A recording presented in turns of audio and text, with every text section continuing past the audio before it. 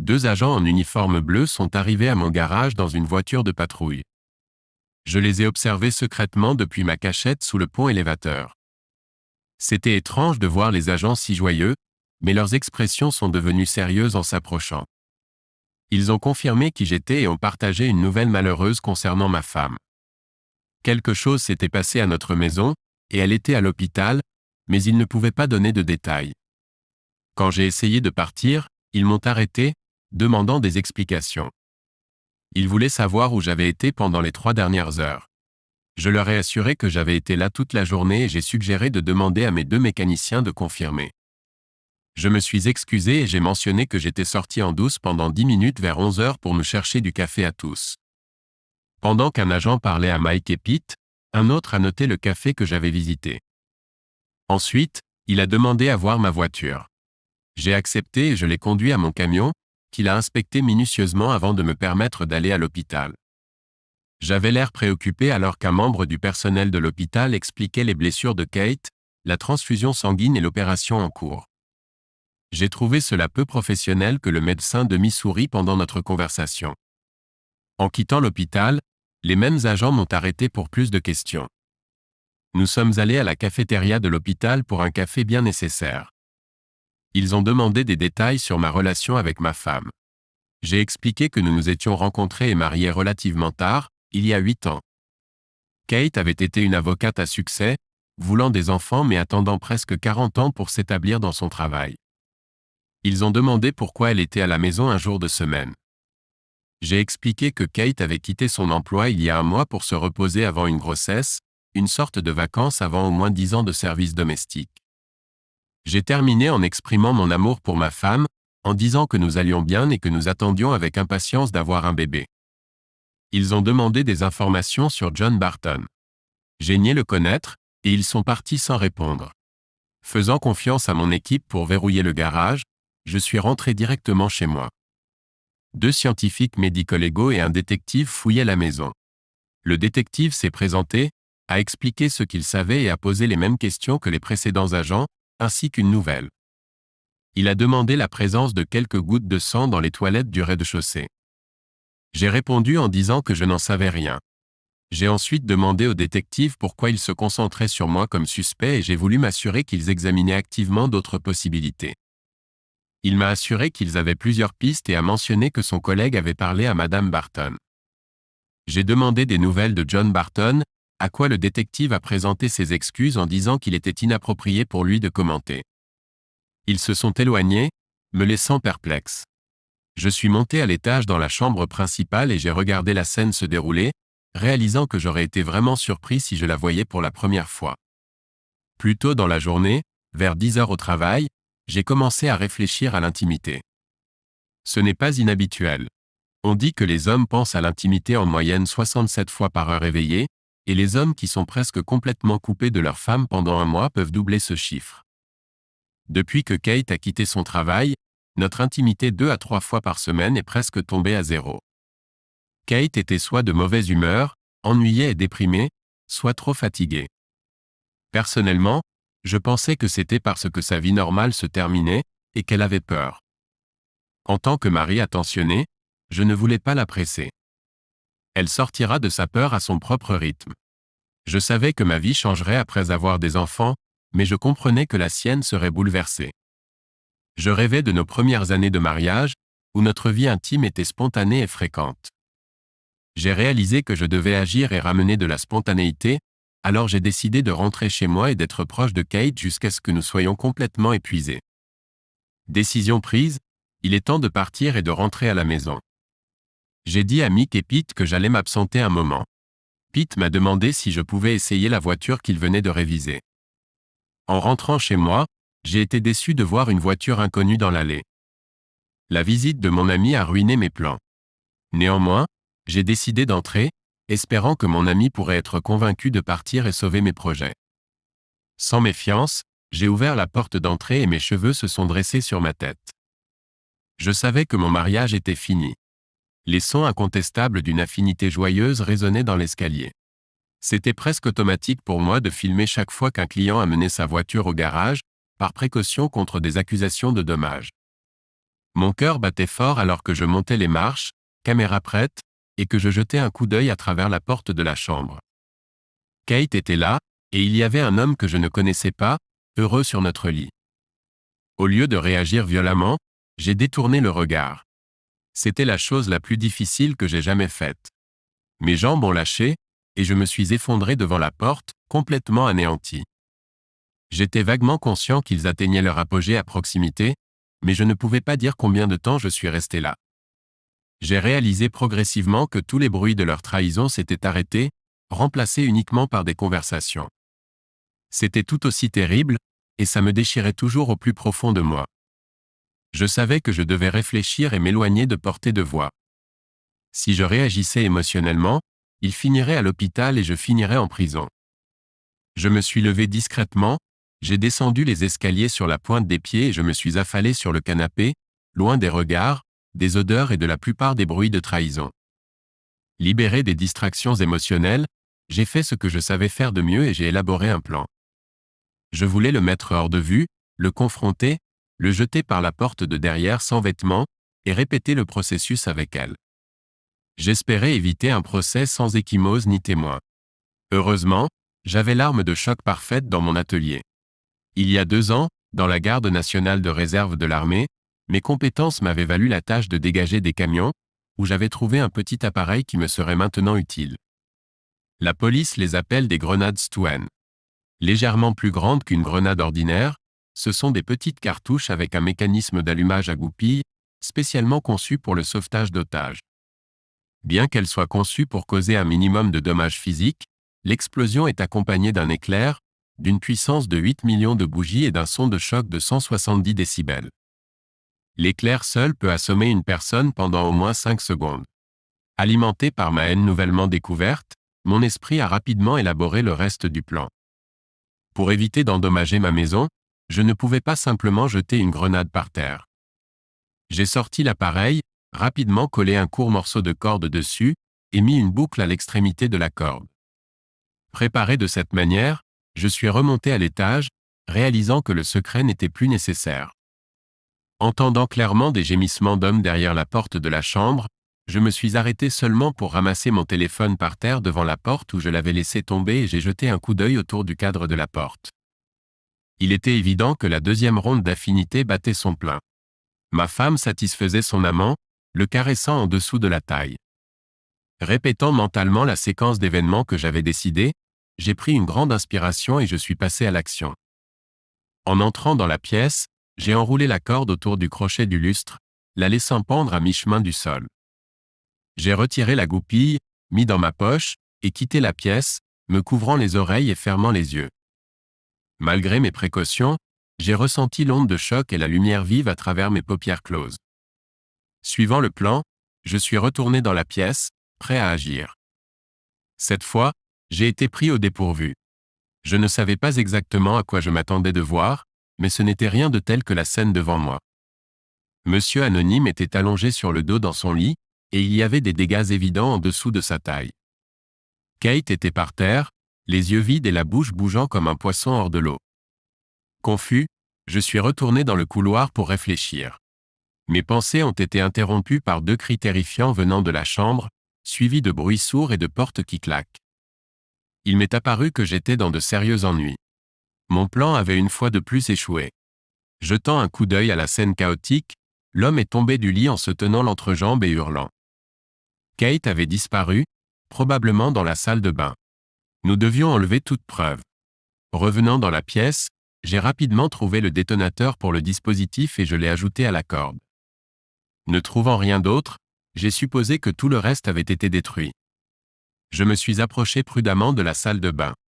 Kate était à genoux, vomissant dans les toilettes. Je n'avais aucune envie de l'aider, je m'en fichais juste.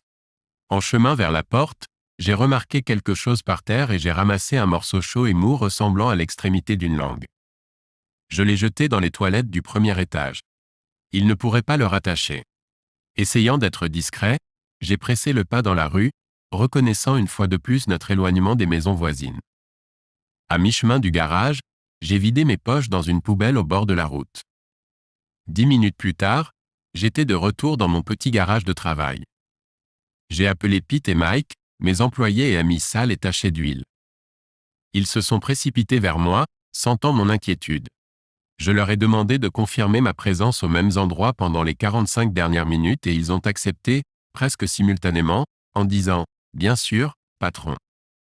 Avant qu'ils n'acceptent trop rapidement, je les ai prévenus que ce que j'avais fait était très sérieux et une fois que je leur ai expliqué, ils pourraient ne pas être si prompts à répondre. J'ai exprimé des doutes sur les accusations auxquelles je pourrais faire face, reconnaissant que cela pourrait entraîner une peine de prison. Avant d'expliquer, j'ai enfilé ma vieille combinaison et essuyé un chiffon huileux sur mon visage et mes mains, me préparant à l'arrivée attendue de la police. Les gars m'ont regardé, un peu choqués, alors que je leur racontais brièvement les événements récents. Mike a été le premier à craquer, essayant de tenir pendant 15 secondes avant d'éclater de rire. Cela a fait rire Pete, et bientôt nous rions tous de façon incontrôlable. Il a fallu 5 minutes complètes avant que nous nous reprenions, et avec des poignées de main et des promesses de soutien, ils sont retournés à leur poste de travail. Pendant l'heure suivante, on pouvait entendre des rires spontanés venant de différentes pièces.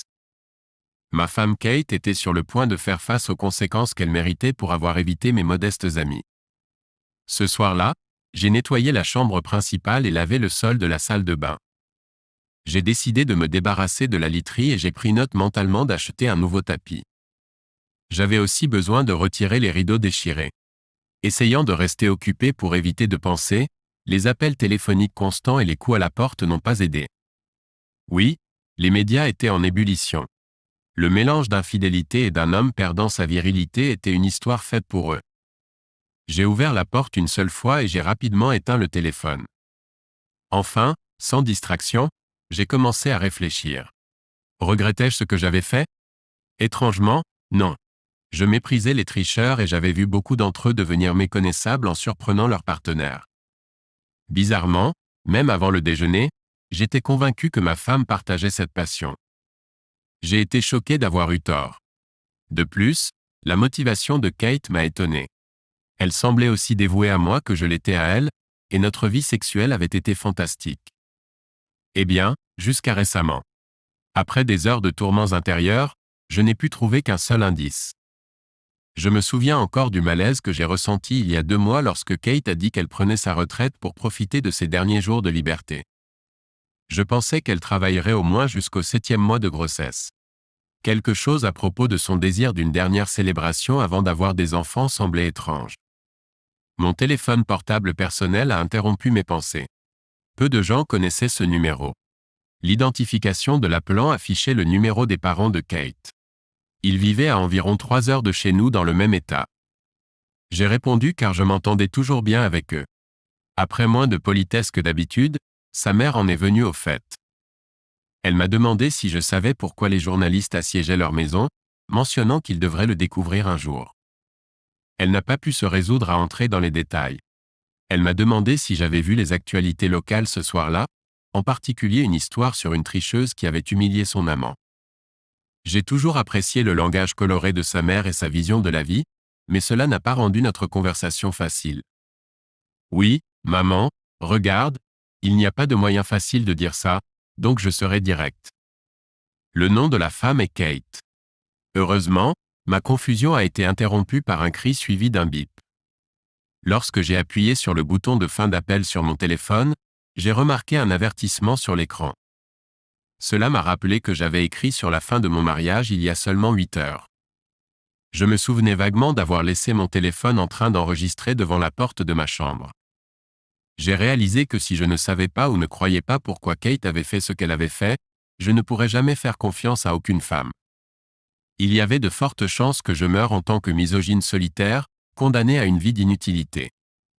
Avec un espoir désespéré, j'ai commencé à lire la vidéo. Je savais déjà ce qu'elle montrait. La douleur était trop récente pour revivre la scène. J'ai ouvert les yeux en posant le téléphone par terre. Sans représentation visuelle, juste une vue du plafond du couloir, j'ai dû imaginer monsieur et madame infidélité allongés côte à côte sur le lit.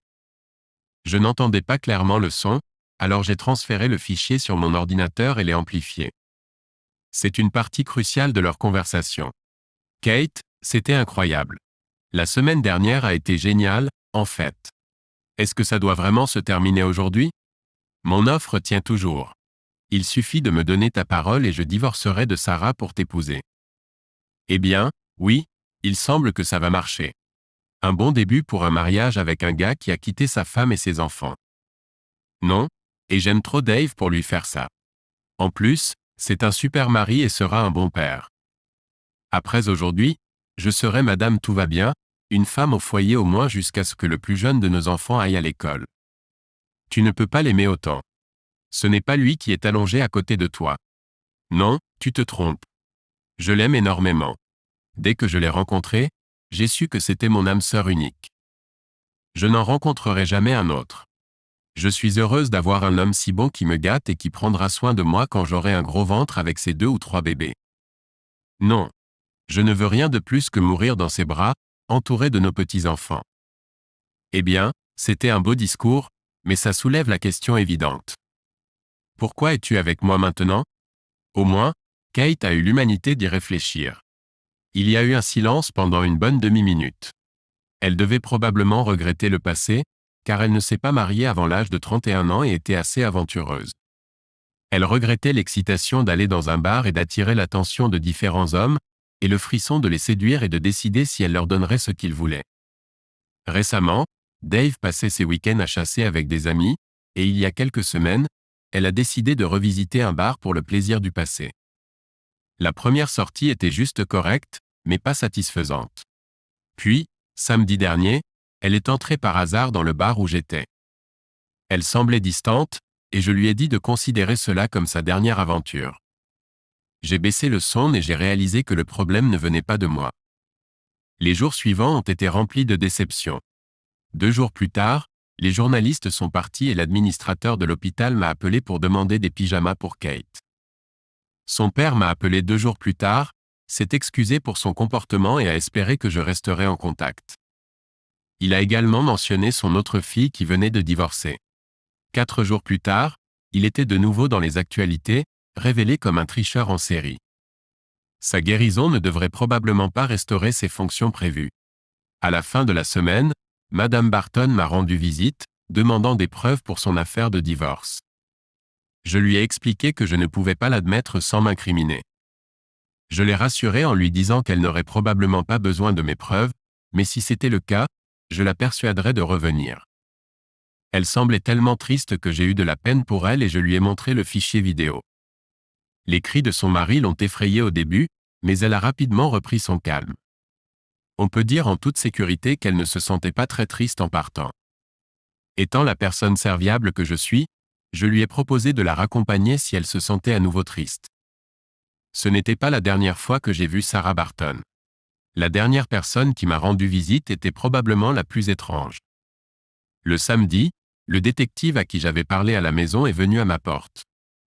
Le jour de l'événement important, le costume a disparu, et il ne restait que des jeans et une chemise. Et fils, je ne vais pas rentrer.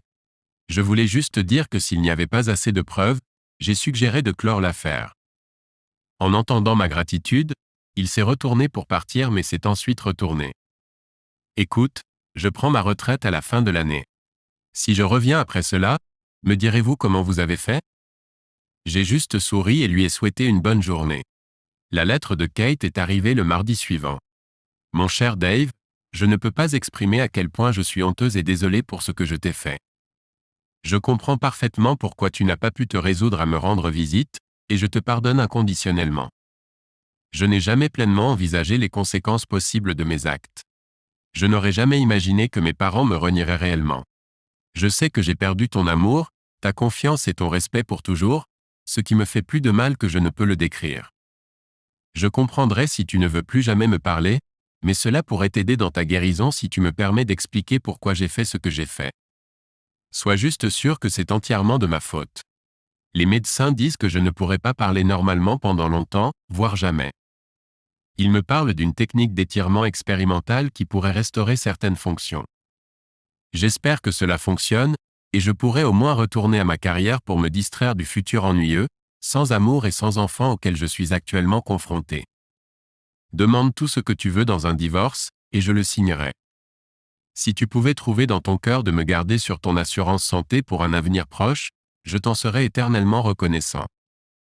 Adieu, mon amour. Je te souhaite rien d'autre que du bonheur dans le futur. J'espère n'avoir pas complètement ruiné ta vie. Ta Kate, alias ta femme qui t'a trompé.